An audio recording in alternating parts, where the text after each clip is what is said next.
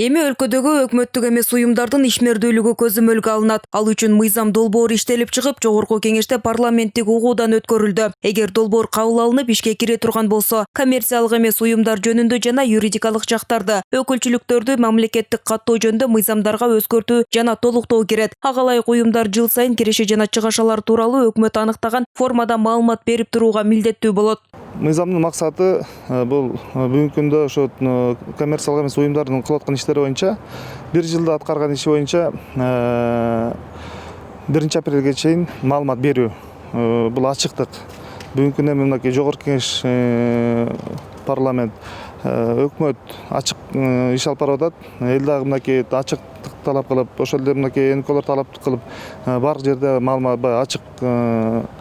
Ошондой эле ушу НКОлордун кылып аткан иштери боюнча да ачык болсун деп биз дагы ушу мыйзамда көрсөтүп атабыз. Долбоордун демилгечиси Райымкулов кошумчалагандай, мындай аракет уюмдардын ишмердүүлүгүндө ачык айкындуулукту камсыздап, бирикмелерге карата элдин ишенимин күчөтөт. Бирок коммерциялык эмес уюмдар долбоорду өкмөттүк эмес уюмдарга карата жасалган кошумча басым катары баалады. Алар салык кызматына, социалдык фондко жана улуттук статистика комитетине тиешелүү отчетторду берүү жетиштүү деген пикирде. Ага кошо эле, эгер грант бөлүнсө, каражаттын кайсыл тармактарга жумшалары атайын көзөмөлгө алынаарын айтат. Биз отчетту сайтыбызга илебиз, аны окубайт. Ар бир декабрда биз ошо жарандык коомду айылдардан чакырып алып туруп, мисалы Минкуштан, Майлуусудан биздин жарандык коомдор баарды келип көрөт. Биздин проекттер башталдардан мурун мен айтам, сиз менен иштейсизби?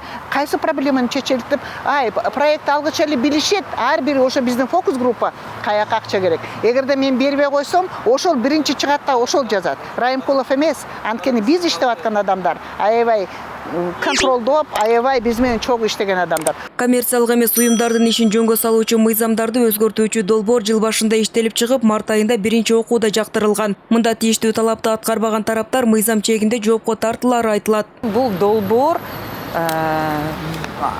баягы жөнөкөй адамдардын социалдык тармакта жакшыртуу, оңотуу эмес. Бул жерде бир гана баягы бийликке, күч органдарына керектүү гана баягы информация деп атпайбызбы, ошону эле алуу деген болуп жатат да. Эгерде чындыгында эле некоммерческий организация болсо, анда саясий партияны дагы көтөрүш керек болчу. Өлкөдөгү 32 миңден ашык уюмдун 79%-ын бейөкмөт уюмдар түзөт. Арасында ачык айкын иш алып баргандары басымдуулук кылат. Алар аткарган иш аракеттеринин натыйжалары коомчулукка маалым болуп туруусун колдоп, мыйзам долбоорго карата күчөтүлгөн тартиптерди киргизүү сунуштарын берип жатканын Бактыбек Райымкулов айтат. Араб мамлекеттеринен келип аткан акчалар да бар да, аларды мына диний башкармалык тарабынан көзөмөлгө алынат экен. Андан тышкары 2007-жылы мыйзам кабыл алынып, биздин прокуратура тарабынан дагы баардыгын көзөмөлгө алып турат экен. Канча акча келди, каяка жумшап атат. Бул мисалы коммерциялык эмес уюмдарда эч бир андай мыйзам жок экен. Өлкөдө түрдүү булактардан каржыланган 26 миңден ашуун коммерциялык эмес уюм бар. Эгер сунушталып жаткан жаңы мыйзам долбоору кабыл алынып күчүнө кирсе, анда ошол коммерциялык эмес уюмдар Юстиция министрлигине каржы булагы, мүлкү чыгымы, кызматкерлеринин саны жана алардын эмгек акысы тууралуу маалымат берип турууга милдеттендирилет. Ал маалыматтар министрликтин сайтында ачык жарыяланып турат. Алмаш Параталиева, Талас Аманбеков, 5 канал.